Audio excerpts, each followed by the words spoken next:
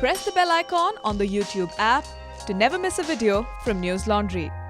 Welcome to News Laundry Chhota Hafta. For the full episode, subscribe because it is behind the paywall and only subscribers get access to uncut, complete content. News Laundry Hafta is our weekly wrap of all that made the news, all that didn't, and all that should have and all that shouldn't have. We agree, we disagree, we critique, and occasionally we beat each other up. But it's all good fun. Subscribe. This is a News Laundry podcast and you're listening to NL Hafta. नमस्कार, हफ्ता में आपका स्वागत है. I am अभिनंदन सेखरी. अंग्रेज अपना लगान और न्यूज़ लॉन्ड्री अपना हफ्ता कभी नहीं छोड़ते. I hope you had a good independence day and you expressed your independence in all sorts of novel ways, especially by subscribing to independent media. Subscribe to News Laundry, help pay to keep news free, because when the public pays, the public is served, and when advertisers pay, advertisers are served. With that clarion call, let me introduce our panel today. We have two founding editors actually today. Three. I'll tell you who the three founding editors we have are. We have Manisha Pande, our award-winning journalist. Then we have the founding editor of DailyO. His name is Jairaj Singh, all the everyone's calling him Jerry. So first I thought you were getting someone called Jerry. So then we have the founding editor of India Today, Madhu, Trehan. What's the relevance? And the kai founding editor, na common. See, before a discussion, one should find common ground. What do we have in common before we air our disagreements? Journalist. Right. Although technically I'm no longer a journalist. I was once. But yes, I'm a news professional. I use the word journalist very carefully because these everyone's a journalist. Right. What do you do? I tweet about politics. I'm a journalist. So then I'm a multimedia specialist. You're a multimedia specialist. So a little bit about Jairaj Singh. He was former editor of DailyO. Jairaj was the founding editor, of course. And before that, he was with Time Out Delhi. And prior to that, editor of two papers, Hindustan Times, HT Edge and HT Mini. You've been a journalist for 14 years. That's right. Well, welcome, young man. Thank you so Good much. to see young men like you. It's a pleasure and an honor to be here. Arey vah, very kind of you. So before we get to, Jairaj's, I have a view, I want to know your view about, the entire formula of DailyO, because India Today is a huge brand in any case. What I understood was that DailyO was a brand that was supposed to get quick opinion pieces, to generate traffic. And now with the conventional wisdom of the time saying traffic does not necessarily lead to monetization in journalism. What will happen to platforms that was set up purely for traffic, because India didn't need an opinion, but since that's where the traffic was coming on, first post can't prove that. So I'd like to know your views as an insider, what you learned. Of course. We will be discussing a whole bunch of stuff. Modi's speech on Independence Day, the devastating flood in Kerala. Actually. I've spoken to so many actually, you realize so many journalists are Mallus here. Yeah. There's a big Mallu lobby in Delhi. Two or three groups. Yeah. They're not just from Delhi, the two or three groups that I'm part of. The kind of hell pouring in. I was just thinking if, God forbid, if there's a flood in Punjab, nothing will be done because I don't know. But I don't know. I feel like Hartoshri and you, Madhu, Hamti, But it's so close to Delhi. I feel like there's no way that we're going to play it up much more than Kerala. Yeah, for probably sure. play it up a lot. No, but I think what needs to be discussed is that it's a man-made disaster. Yes, in fact, I was talking to Ulekh, This opening up the Banasura Dam without any alerts or warnings at 3 a.m. What kind of a moron does that? And not just that, And the minister goes on and says, we are ready for any eventuality, we're fully prepared. Look at the pictures. And what over are you 60 fully prepared? dead, over 60 dead. And also, over time, the kind of encroachment, we keep talking about the encroachment on the Yamuna floodplain. He's now with Open, he's been on the Hafta many times. Ulekh, who wrote the biography of Vajpayee. Right. In fact, he would have been a wonderful person to be on the Hafta this time, considering Vajpayee is in such a critical stage. Ulekh had actually told me about the kind of encroachment on the floodplains across the backwaters, the rivers in Kerala. So yeah, it's man-made, but yeah, it's a flood like Kerala hasn't seen in, I think, a very long time. Then the former speaker of the Lok Sabha, Somnath Chatterjee, died, and there were some interesting pieces around that how the family did not allow the party to be a participant. Very interesting piece on News Laundry also on how his own party sort of betrayed him. Right. So that was very sad. Yeah. Very sad. And he was deeply saddened by it. Yeah. And then there was, 15 villagers killed in Bastar, not Maoists, Congress lawmakers say. Meanwhile, the Maoist, violence did kind of, there was a little crest last week with some violence happening there, but overall I believe numbers are going down.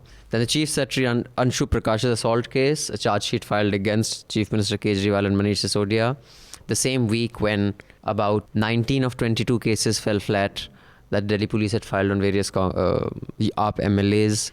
Then the biggest news of last weekend was JNU student Umar Khalid was violently attacked and shot at. Although the shot at, technically there was an attempt to shoot him, the gun jammed. When the gun fell to the ground, then it went off. But there were all sorts of speculation about that. I'm sure this whole panel will have lots to say on that issue, because that also involves the media and how they represented him. In a plea to the Election Commission, Congress seeks action against Amit Shah for apparently not disclosing some liabilities he had in his affidavit. At the same time, Amit Shah has approached Election Commission of simultaneous elections.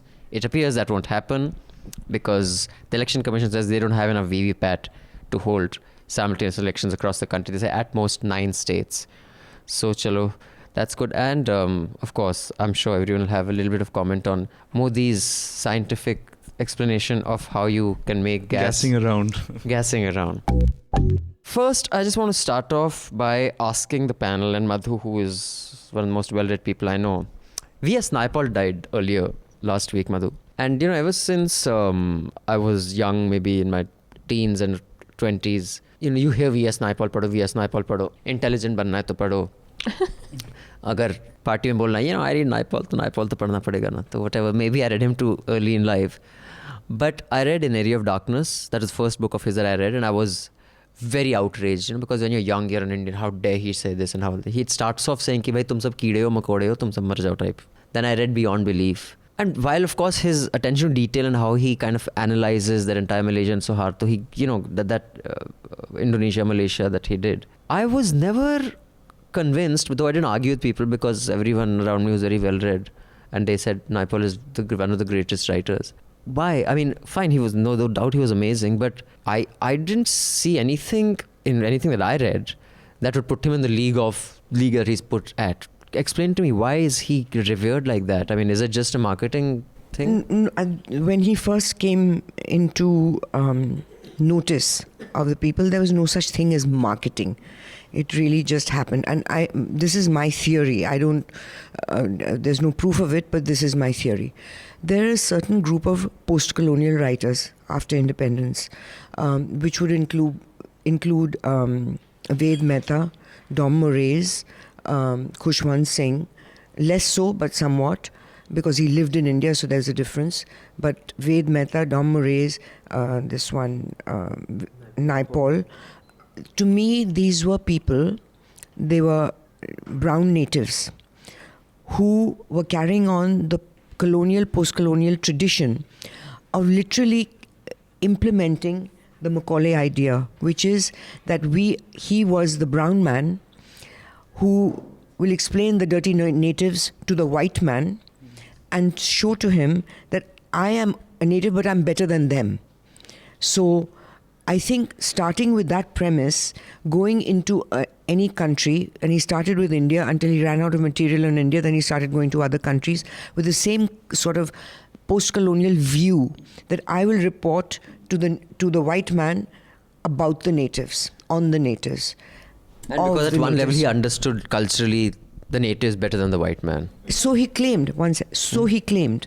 But the point is that he grew up in a place where, when he writes about his childhood, for example, he's in a lab, science lab, and he never forgot his Brahminical roots. For him, those were very deeply ingrained. So when a beaker was being passed mouth to mouth in the science lab, he refused to touch it, because in the Western world, there's no such word as Chhota. There's only equivalent as dirty, which could mean dirty. But the specific Chhota is non-existent because the Western world doesn't consider anything Chhota. We do. So that ingrained complex of being a Brahmin, which in some sense superior, then he comes into India and gets really disgusted that why aren't you living up to my dreams? Why aren't you doing this? Why aren't you cleaning the way? And Dom Moraes did exactly the same thing. Ved Mehta less so with his daddy ji, mummy ji, chachi ji, all this nonsense. But it was always from that colonial view. It was a creation of the Western hype that Exactly. made, and we bought into that. Exactly. Do So- you think he's one of the finest writers ever? I do not. I do not, because I remember while reading him, I never kept a sentence for the beauty of it. Very often I'll read, say, Zadie Smith or Martin Amis or Ian, and you keep a sentence, you highlight it, because the sheer craft of it grabs you. I've never seen a sentence that has grabbed me of Naipaul. It's always the content of this colored view, which is reporting to the white man. Now, the biggest watershed moment for me personally in reading was reading Salman Rushdie's first book, because he was the first one who Got it. didn't bother to explain Yeah, at and all. he- He stopped explaining. So if he's writing about the actress Rekha, he expects you to know. Yeah. Much like the Latin American writers, Chilean writers, all the Latin American writers wrote, and they did not explain their culture at all to the white man. In fact, in Rushdie's case, sorry, Ajay, you can No, come in no, after this, but in Rushdie's case, my favorite book of his is not Midnachal, it's Shame. And unless you know Pakistani politics, you don't realize just how it's genius. It is literally genius. But he doesn't explain who's Benazir Bhutto, who is Exactly. Her father. But it is just amazing. Now, let's move on to the Umar Khalid piece. You've done an interview with him and you focused on the media angle. Like while the other interviews are just him, you've focused on media projection, how he views the media, how the media changed his life. You can check that video interview out by the be time this out, hafta's up. That'll be up too. Karthik will make sure of that. But let me start with you this time, Jerry, and then we can go to Manisha and then Madhu come in.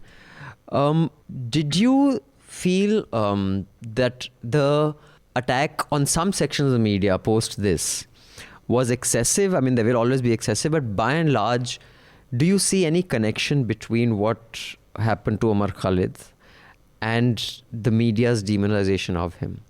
I completely feel the media is responsible for what happened to him.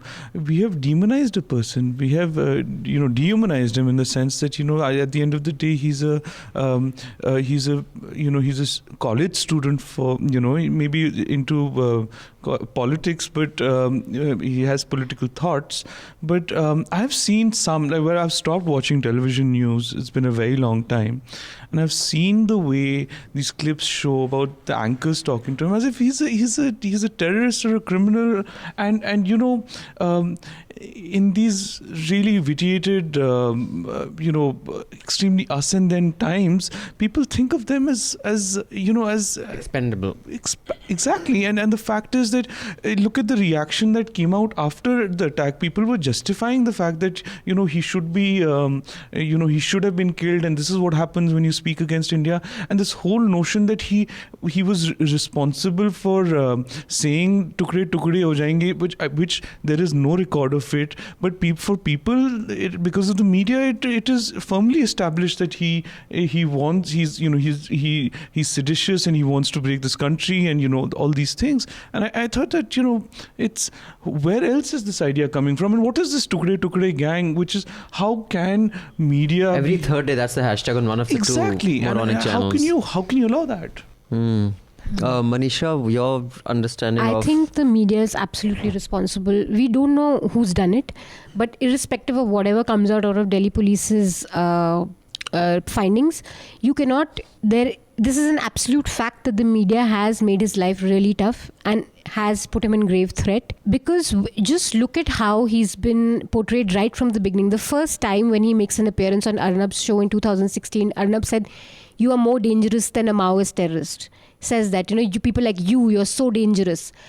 He's been accused of, on Times Now, they've actually linked him to a plot to assassinate the Prime Minister. This is the extent, Sinister. You have portrayed him as you've said that he has links to jihadi networks in Pakistan. He's never been to Pakistan. He's made 800 calls to Saudi Arabia. He's never done that. So constantly either he's called a jihadi, Naxali, day in and day out you've portrayed him like this sinister guy who's like a gangster who has some sort of a global terror network. He organized an event in that event, there were slogans chanted. You can very clearly see in that video who's chanted the slogans. Those guys, nothing has happened. Those guys have not been arrested. But you just catch hold of this guy who organized it. And what were the headlines in some of the channels like Z News after that event? Umar Khalid, the mastermind of GNU event, not the organizer. These subtle words that you use to sort of portray him as this. And I think, it's premature to say that, and a lot of people have said that it's a hired gun who attacked him and all that. But I really think the kind of atmosphere you lived in, it's very normal for someone to watch this and say, today I'll do something for my country, I'm going to shoot Umar Khalid. It is that sort of atmosphere that they've created on television. Madhu, what is your take on this? It's very difficult to prove this. There's no documentation of the direct connection.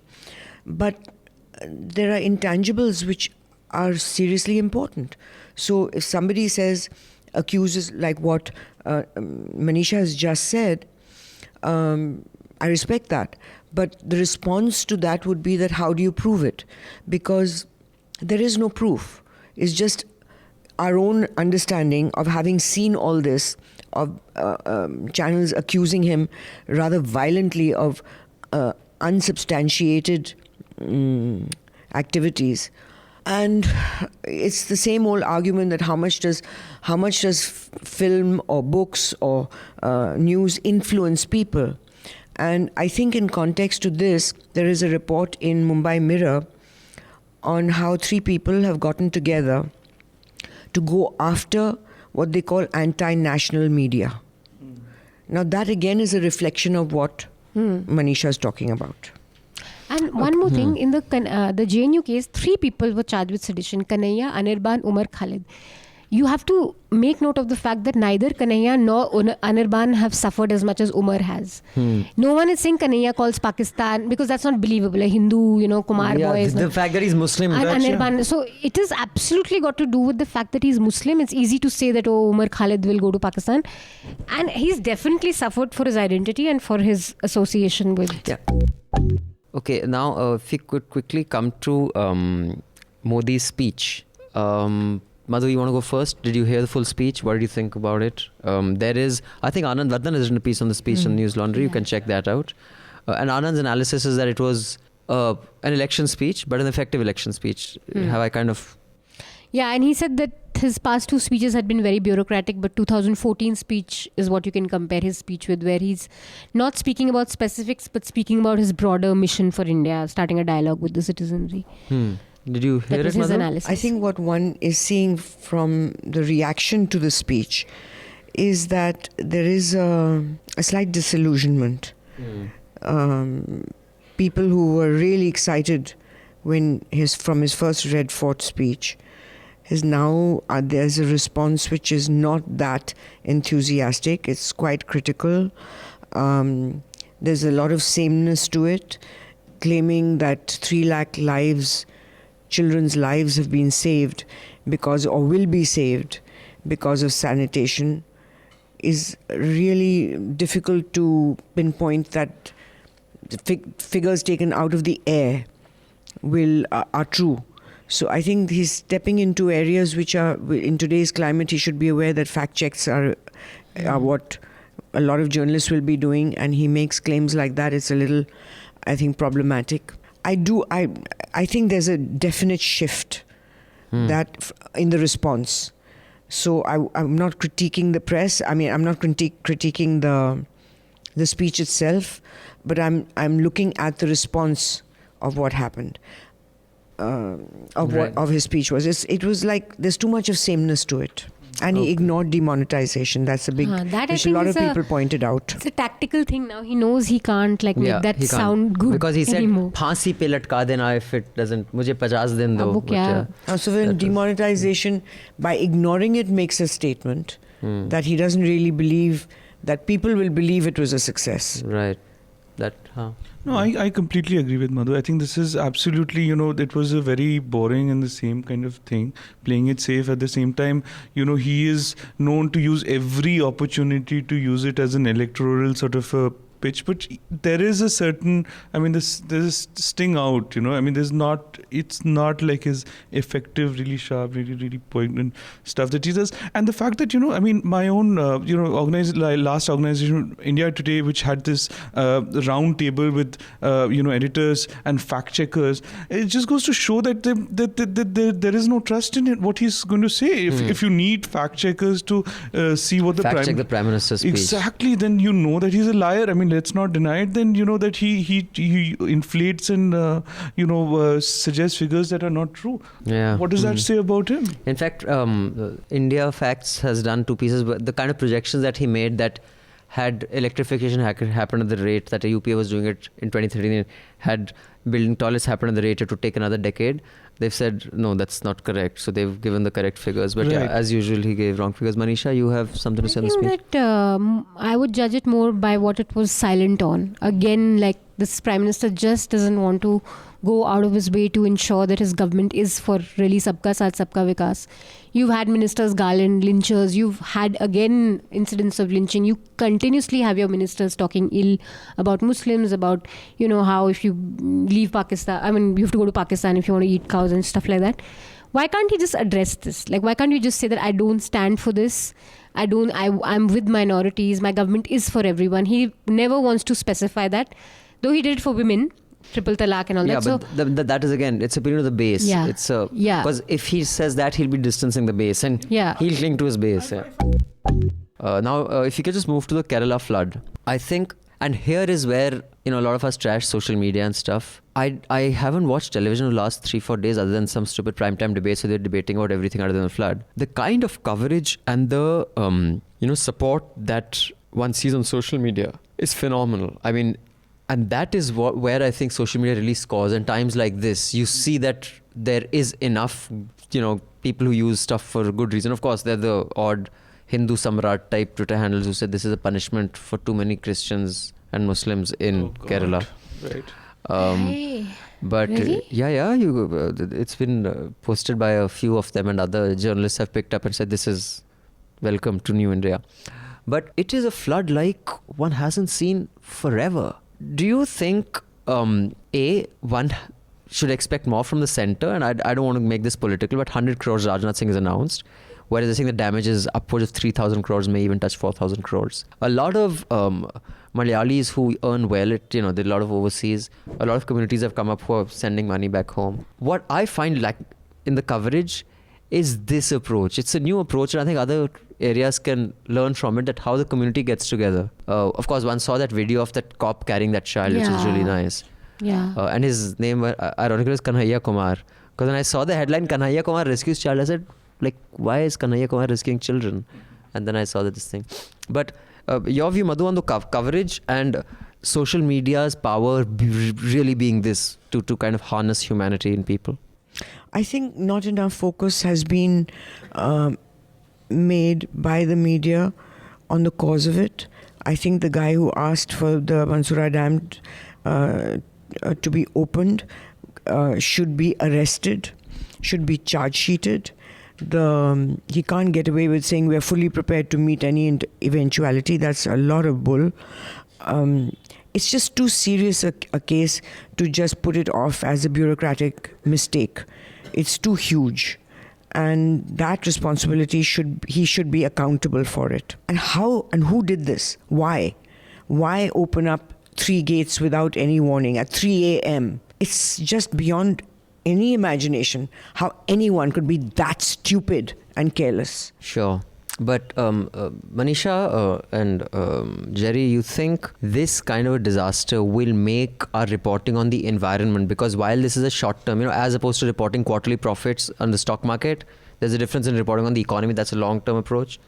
Stuff like this is, and I have read an article, of course, that's not linking what's happening in India, but what's happening in the Philippines, even as we speak, even there's a huge flooding. Even Europe, floods, heat wave. The wildfires in the US.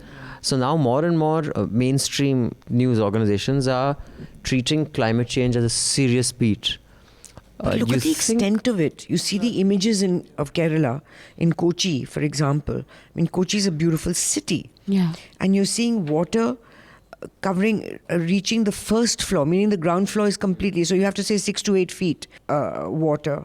People have taken their belongings and tied them to the ceiling with the hope of saving them, put them on a charpai and tied the charpai to the ceiling. Extremely innovative in trying to in survival. But I don't see any images of rescues on rafts, which we saw in Kashmir. I don't see any of the stuff that we saw from helicopters and planes or airdrops for food and the rest of the things. It just seems to be like people are on their own. And is this because it's South India? Is it because it's Kerala that there's this sort of lack of support? I don't know. This time there should have been a precedent made. In fact, the 15th August coverage and the stuff that happened. I think that the flood should have been shown more prominently. And I think Modi should have spoken about it in his speech. Exactly. And the fact is that the Prime Minister does make a speech, but then sometimes there's a massive disaster like the floods where that 73 people dead. 73 people dead. It's not we sometimes it's, I mean, of course, as they say that human lives are too easy, just too easy here, expendable, but at the end of the day, this is, all efforts should have been there to highlight, we're busy covering this speech while everyone, our focuses should be yesterday was all about the speech. सुन लिया Africa मुफत खोरों. Not to brag or anything, but News Laundry Hafta features in the top 50 in the world on SoundCloud in the news and politics category for podcasts. So do subscribe and see what you're missing, because when the public pays, the public is served. When advertisers pay, advertisers are served. Subscribe, help keep news independent and free. All News Laundry podcasts are available on iTunes and Stitcher and any other podcast platform.